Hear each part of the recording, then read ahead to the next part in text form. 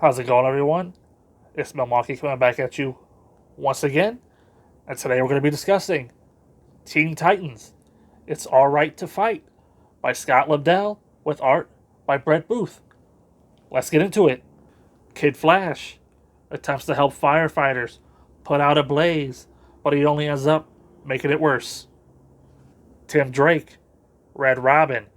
He's shown living in his LexCorp towers in New York City, scouting other teenage metahumans. However, he gets a visit by Zaniel Templar of the Nowhere facility, Nowhere Agency, whatever it's called, and he has to make a quick escape. The race is on to find Wonder Girl. Red Robin ultimately gets to her first, but it's Wonder Girl who ends up saving Red Robin from a Nowhere drone attack. Zaniel Templar wants to unleash the Superboy on the Teen Titans. Kid Flash captured by Nowhere. Red Robin and Wonder Girl rescue a character known as Skitter, a girl who could turn into a bug. Kid Flash makes his escape from the Nowhere facility and runs into a character named Solstice. Kid Flash and Solstice end up stranded in the Antarctic after they break away from the Nowhere facility, while Red Robin meets the fabulous Bunker. Superboy and Wonder Girl duke it out in New York City, and it's Red Robin versus Kid Flash in the Battle of the Sweater. Superboy defeats the Teen Titans and heads back to the Nowhere facility for answers. The Teen Titans team up with Static to help save Kid Flash's life. Then, the Teen Titans head to the Nowhere facility so they can rescue Superboy, where they come face to face with a character known as Harvest, the creator of Nowhere. I gotta say here right off the bat, I know this run of Teen Titans gets a lot of hate.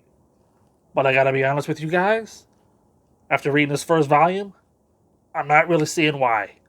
Yeah, I know it's not the classic characters. Uh, and Skitter and Bunker, and Solstice, they leave a lot to be desired. But I really enjoyed the characterization of Red Robin here. You really see him as that student of Batman. He's like a young Bruce Wayne. He's scouting out all the teenage metahumans. He's putting a team together. Uh, Wonder Girl, she hates being associated with Wonder Woman in the press. She's just a thief who steals these artifacts, and the artifacts give her powers, and she is able to steal more artifacts, and she's on the wanted list from Interpol and all these other foreign organizations, and she's just a huge bitch, and I love it. Kid Flash is Kid Flash. Not really sure about him at this point. I don't know. He's still Bart Allen, but I don't know if he's Barry's relative from the 31st century or any of that stuff yet. It's not established, but he's pretty much the comic relief character, and he fits the role well. Bunker. I know. I didn't remember him prior to reading this book, but I remember the controversy surrounding him back in 2011 when this book debuted. And I gotta say, reading the book, he wasn't as bad as all that. Sure, he's different. Sure, he's the first, maybe, openly gay character, flamboyant Bunker here. But it's not too annoying. He's not Beast Boy or Raven or Cyborg or, one of the classic Teen Titans Starfire, but he's not that bad. Skitter, on the other hand, hasn't really had much development yet at this point. Who knows? She could be the sleeper hit on the team. Solstice seems pretty interesting, at least from a character design standpoint. But again, her backstory, as far as we know, is she was a regular person, I guess, until Nowhere, the organization, which I'm tired of saying. But they experimented on her, and so she escaped with Kid Flash from the facility. So again, we still don't know a lot about her. But again, she could have potential. But the book really does fall on the shoulders of Red Robin and Wonder Girl, and those two characters clashing. I found it enjoyable. Brett Booth on art, fantastic. Really great art, really frenetic, just action-packed stuff. Uh, I don't see why it gets the hate other than, it's not the classic Teen Titans that everybody loved. This might be a hot take for like a cold title, but I found myself enjoying this version of the Teen Titans and they're coming together more so than I did Jeff Johns' Justice League that I reviewed like a few weeks back here. I remember complaining in that book that they just weren't taking things seriously and everything's a joke, even though they're going up against Darkseid, like the ultimate villain. Here on Teen Titans, again the premise just like Superboy, you got this nowhere organization. They're targeting teen metahumans. They want to control the next generation of super characters. I just think it's a great premise, a great hook. Scott Lobdell's writing could leave a little bit to be desired depending on who you are. Some reveals are out of left field. It's crazy. You don't know what's going on, but you're just along for the ride. And you're not really like all that invested in the story, so I had like zero expectations. And so far, it's like blowing me away. Like, I'm really enjoying these books. I'm surprised to say.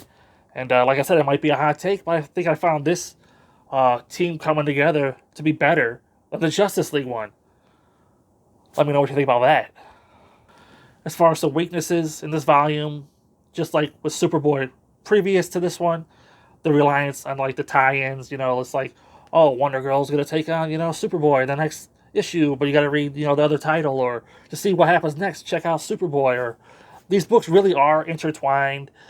So you gotta read them back to back, right? Read Superboy, then Teen Titans, or Teen Titans and Superboy. Don't take a break in between, or you're gonna fit like little plot points. But like the over reliance on the two titles, it makes sense because they're leading into the culling event, right? Which is supposedly pretty enjoyable. I remember it being like a big deal back in the day. So we'll see. But yeah, just the going back and forth, right? Could be off-putting for some readers if you don't have both books on hand. Also, the crazy character reveals, Dr. Fairchild being like super powered and Detective Jocelyn Lure also having a secret that she's, I guess, got powers, but they're not revealed yet. Just coming out of left field where it's like, you're trying to get the hang of like the universe, who's who and what's what, and then all of a sudden they're like, no, I'm actually this the whole time. I'm a double agent. I'm a secret agent. I'm a triple double secret agent.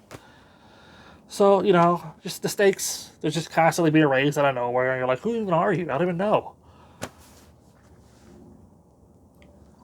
Also, no explanation for Solstice or Skitters at this point. They're just kind of there.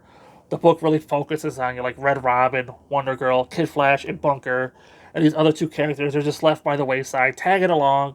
Who knows? There's potential there, possibly, but we'll just have to keep reading to find out. So all that being said, I'm going to go ahead and give Teen Titans It's Alright to Fight by Scott Lobdell 4 out of 5. I found it to be an enjoyable read. Perhaps it's all downhill from here. I know this title, Teen Titans, it ends up getting canceled, which was one of the first major New 52 cancellations. The fans revolted. They really hated this book. They really hated this run. I guess I'll see what's in store coming up.